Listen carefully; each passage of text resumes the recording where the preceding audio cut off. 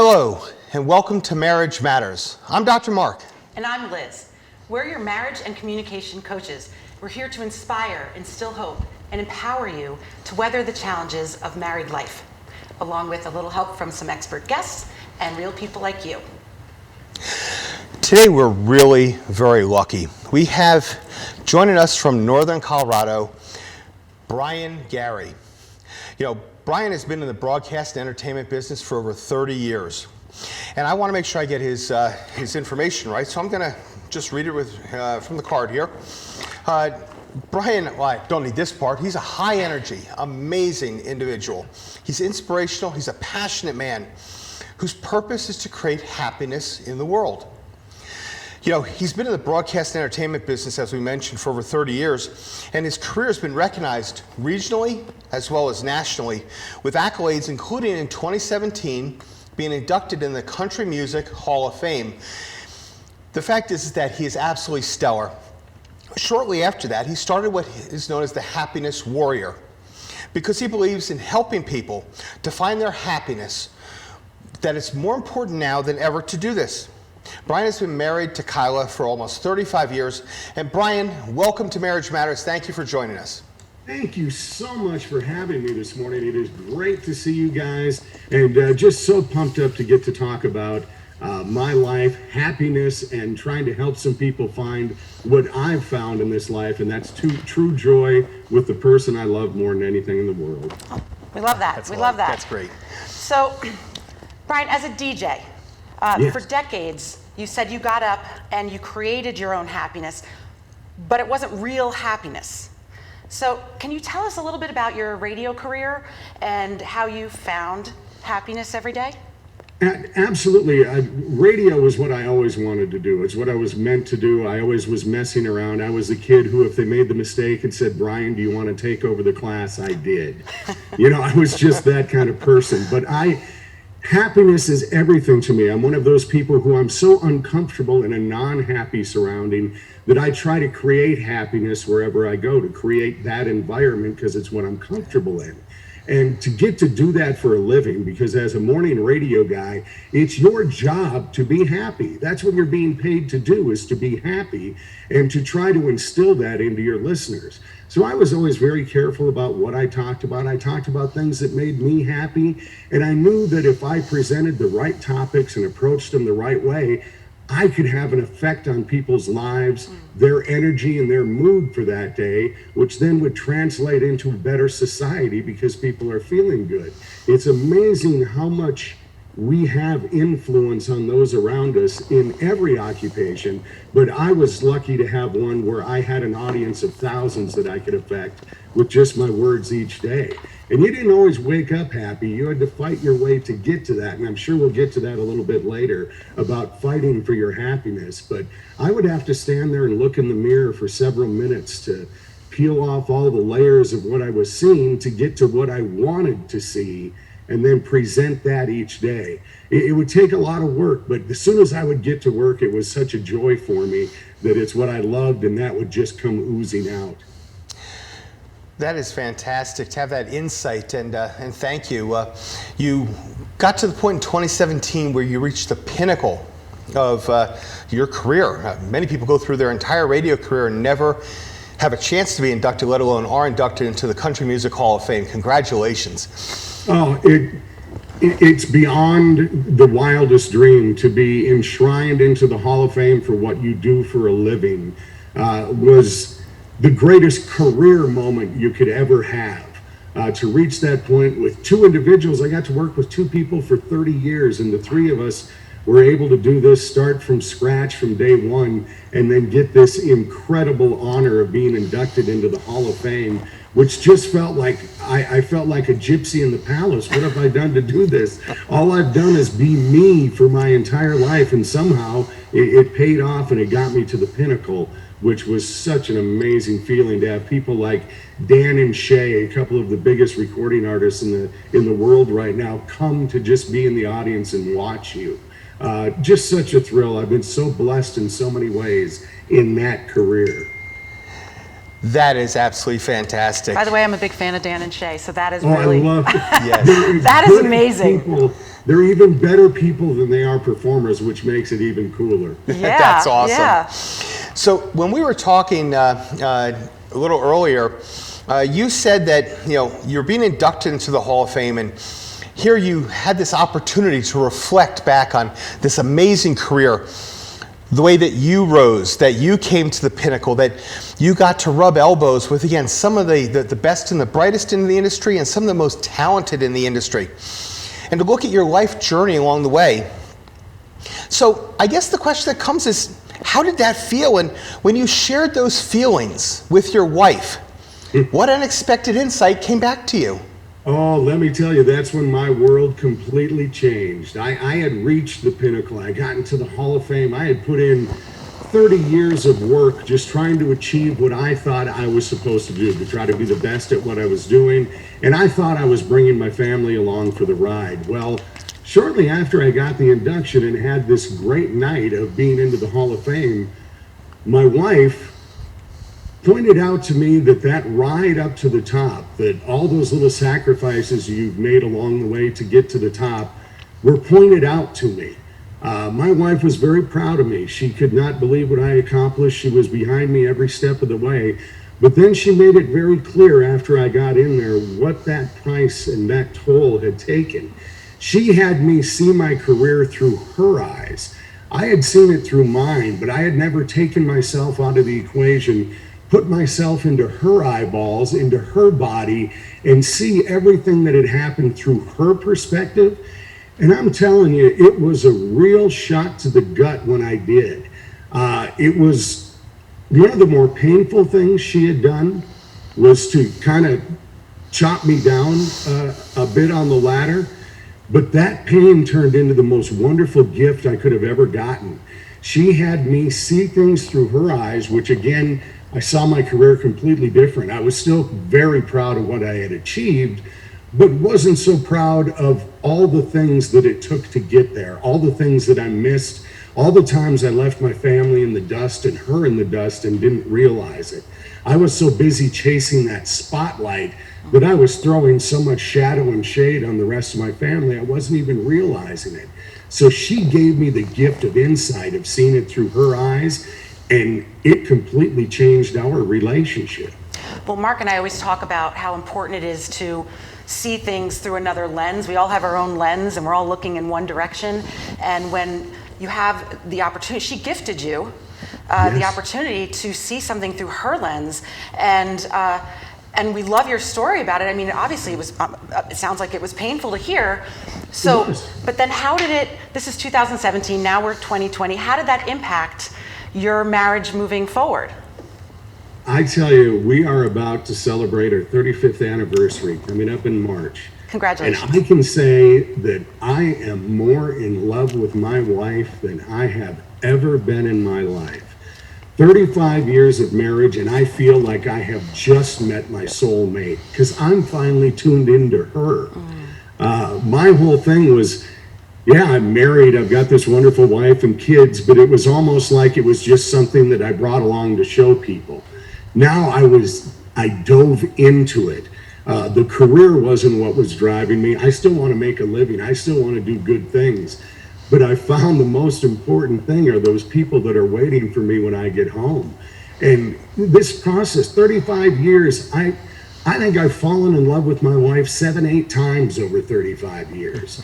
It's a process that happens. It's like somebody who has a 20-year career in sports. There's not all 20 years were great. You had a couple of down years. You had a year where you were in a slump, but that didn't mean you gave in. You stayed with it and you ended up still having some great years and a great career, where marriage is much like that. Don't give in if you're having a bad moment or a bad time, because I am telling you, there is a bountiful gift waiting for you if you stop, open up, and listen. No matter what point or how many years you're into your relationship, there is more you can learn about the perspective of your spouse. And once we quit caring about that and quit digging into that, that's when we have problems in a relationship. Thank you, Kyla, for opening my eyes, letting me see us through you, And it was a completely different vision, and now it's more beautiful than ever. I'm telling you guys, to this day, I drive home from work, the accelerator does not go fast enough to get me home to see the woman I love. 35 years, and it feels that way, and this can happen for anybody. Well, absolutely, and that is amazing, Brian. And one of the things that you said on our call the other day was you sort of described your marriage as, you remember, as a journey, and the journey's this long, and some people give up because of like a hiccup that's this little, but meanwhile you have all these years and all this lifetime of experience together, and it's so beautiful to hear you talk about it like that, because look, marriage can be really hard and can be very challenging for people, and we know this as coaches. But when you gift yourself this ability that your wife gave to you to look through a different lens and to see, hey, I stuck by your side. It wasn't the easiest road. It wasn't even her choice. She wanted to support you because you wanted to be in the spotlight, and you're amazing, you're funny, you're talented, you're all these things. And then she explains to you sort of how it affected her and impacted her. And it's just one of those little pieces on your giant road of all these years of experience and journey. And I want to point that out, because it's a really beautiful thing, and thank you for sharing it with our viewers, because too many people get caught up in those little hiccups and focus on them rather than the long stretch. It was the greatest gift, and to have a woman who wrote along, there was a song called Dreams I Never Had, and that lyric just sticks with me, because she did come along and help me chase all of these dreams that she never had, but I did, and sacrificed so much for me to attain those things. I've gotten a lot of awards, from CMA awards to getting into the Country Radio Hall of Fame to all this, but nothing compares to the award that I had waiting at home for me, and I didn't even realize it. I've got the shiniest, most beautiful trophy in the world, and it's with me every step of the way. And thank God I didn't get so lost, and she didn't give up on me to the point where I'm not able to enjoy that. Absolutely, and Brian, we love it. We're going to actually stop now for a quick commercial break, and then we're going to come back and talk more with Brian Gary about happiness.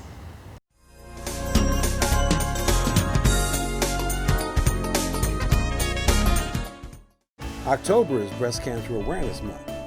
1 in 8 women will be diagnosed within their lifetime.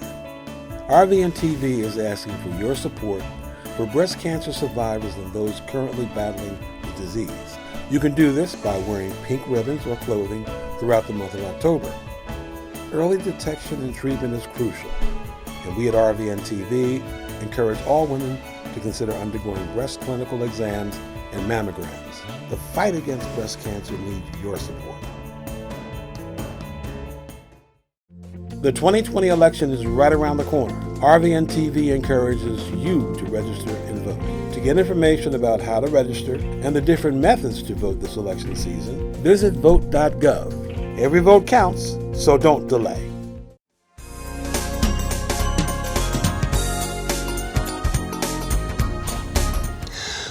Welcome back to Marriage Matters, and today we have Brian Gary, the Happiness Warrior. Brian, thanks for being here with us today and for staying with us.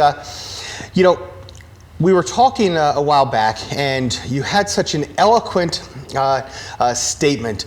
Sometimes we all look and we see across our neighbor's fence and the grass is greener. Tell me your thought on that, please. We all do that. We're all guilty of it, and it's true. You look over the fence in the neighbor's yard, the neighbor's life, or whatever you want to equate that to, looks so green. Well, the only reason the neighbor's lawn is so green is because you haven't gotten over there to brown it up yet. If you would take care of your own lawn and do your own maintenance, you would be amazed at what a beautiful lawn you could have. We all of a sudden quit taking care of our lawn. We quit taking care of our yard, and we think it's just going to come up and grow and be green every year. We quit fertilizing it. We quit weeding it. We quit doing all the preventive maintenance. And then you look over at the neighbors, theirs looks great. But once you jump over there and you start treating it the same way, it's going to turn into the same brown patch. Our relationships are the same way. They need attention. You need to weed and feed your relationship and do all those things to keep it green. And if you put in the effort to the relationship you already have, you're going to find a beautiful, lush lawn that you're going to want to spend all of your time in. Don't get distracted by that other green grass, because you're going to screw that up too. You are so right. You're so right. You know, there's a bit of a paradox maybe when people hear happiness warrior. They understand warriors, and there's a place and purpose for the warrior, but they don't usually sort of juxtapose that with happiness. So can you tell us why it's a warrior for happiness? How did that come around? Very, very simple. To me, happiness is a choice you make. It's a choice you make every day when you get up. And sometimes to make that choice, you need to fight. You need to fight to find the success in it. I want to be happy, but how do I get there? This is going to be a battle. I think happiness is a choice, and you need the tools that you can get to fight for it, but you need to fight for your happiness. It's not going to be given to you. You need to do things that are going to help you get there. There's things you need to do with your mind and your body that help you get there. There's things you need to do to police your world. Who you let in, who you let into your circle, who you let into your social media, who you allow onto even your social media feeds affects your mood, and you have to police those things. There's people you may have to block or be quiet or do, you know what affects your emotions and what triggers you. So you have to do everything you can to protect yourself. It's a battle. Happiness is not something that's just given and absolutely simple to achieve. No, you got to fight like heck for it. But it is absolutely worth it, and it's attainable if you have the right tools to do it. But it is a battle. So going back to what you said in the beginning, where you were talking about how when being on the radio, you had to almost look in the mirror and wait for the face to come out to find your happiness. And now, after your wife sort of gave you a new lens to look through, how do you, now you have this personal mission to, in a sense, spread happiness, but not only spread it, but teach people the importance of happiness. So can you talk to us a little bit about what you do when you're out there, and how do you get people motivated to be happy? Everybody wants to be happy. It's when, oh yeah, I want to be happy, but boy, how do I go about that? It sounds so simple, but I've come up with in my mind, these 5 simple steps to reach happiness. There's things that you have to do to get there. I know that for me, I have to get the proper rest. Everybody needs proper rest to get the proper mind state. Going to bed and rising at the same or relatively same time each day is an absolute essential for proper mental health. And without proper mental health, you're not going to succeed at your goal of being happy. You have to be able to be completely strong in the mind, and that means getting the rest that your mind needs to give you everything you can get. I'm also one who can lay there. I have to get up and get out of bed. I got to get up and get moving, because I can lay there and think about the day, and I've already lost the battle before I've even gotten out of bed. I'll sit there and I'll think about all the things I've got to encounter, that I've got to do, and it seems so overwhelming that I've already beat myself up, and I get out of bed in a state of defeat. If you get up and attack the day before it attacks you, you have a much better chance of being victorious that day. So don't wait for it. There's a reason you woke up. Get up and go after that day. Be the aggressor when it comes to your happiness, and go out there and try to grab it right away. And it's amazing how much quicker you can find yourself snapping into that mode if you get up and get going instead of just laying there. Because believe me, we can all beat ourselves up and lose before we even get up. You know, Brian, that's so true. We coach our clients very clearly. If you win the first hour of the day, you win your entire day. That attitude, what you do in that first hour, that mindfulness, that getting up and taking care of you, putting your own oxygen mask on, nurturing yourself, is so important for the entire day. What I've heard you say is that first hour, and then again, nurturing your body, your mind, your spirit, is what brings you true happiness. Am I understanding that correctly? Oh, absolutely. It's the beginning of the day sets the stage, and we all have what I always call is our mental equalizer, or a mixing board in our brain. And we have to get up and set that. You have to adjust the volumes because they can get out of whack overnight. I know that my wife and I could walk out the door, same morning, same time. I can walk out and go, man, I just heard a 68 Camaro fire up the street. I can smell pancakes in the air, and oh, there's that bird. My wife could walk out the same door, same scene, and say, I hate the sound of that car. Pancakes make me sick, and I want to shoot that bird. It all depends on your mood. Where are you dialed in? What are you going to choose to hear and have the volume set? I'm one of those guys who can have 1,000 people tell me they love me and have one person go, eh, and that meh is louder than those 1,000 people who love me. I've got to get into my brain and adjust that volume. Crank up the good and turn down the bad. We have that ability. We all have so much power in our mind, but we haven't harnessed it yet. And once you play with that a bit and realize that you can set the volumes of what is affecting your mind, your mood, and your attitude, you can find victory in that. It takes a lot of work, a lot of self-discipline, but we can certainly get there. It's all right here. The answers are all right there. That is so true. Again, Liz and I, our mantra is everything that you need is within you now. You know, we've been talking a lot about sort of the things that are needed to create that real happiness. And there's the difference between the happiness that you were thinking you were creating before and what you are now. For the audience's sake, could you sort of put a little bit more substance to the idea of what is true happiness and what really differentiates true happiness from this created happiness when you were creating a false image? You know, the other took work, and this just comes naturally, the happiness that I'm feeling now, because I'm sharing it with my wife. I was going out on my own and doing this battle, being a warrior for happiness. I had my teammates on the radio, but I'd go out in that aspect of I've got to try to solve the world's happiness problems. I've got to attack the world and do that. When I got my wife on board and I found my real partner, that is where the happiness comes from. And just being happy in my marriage, being happy at home, translates to making me a better person for the rest of the world, to show that example. All any of us can be really is an example of what's right, and live your life the way that it's supposed to be lived. Love those around you, be kind, be all of those things, and you are going to find happiness, and you're going to make those around you happy. And when that happens, it just creates the most beautiful life. We never give up. My wife could have given up so many times. I could have given up so many times, but we didn't. And finding true happiness takes persistence. It takes effort, but I am telling you, it is there for everyone. And that's what I want to make everyone realize. At any point in your life, you are in control of it.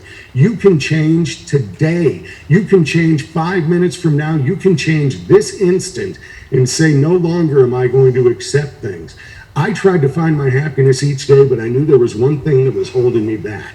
No matter how hard I tried, I could not find happiness until I took care of myself physically.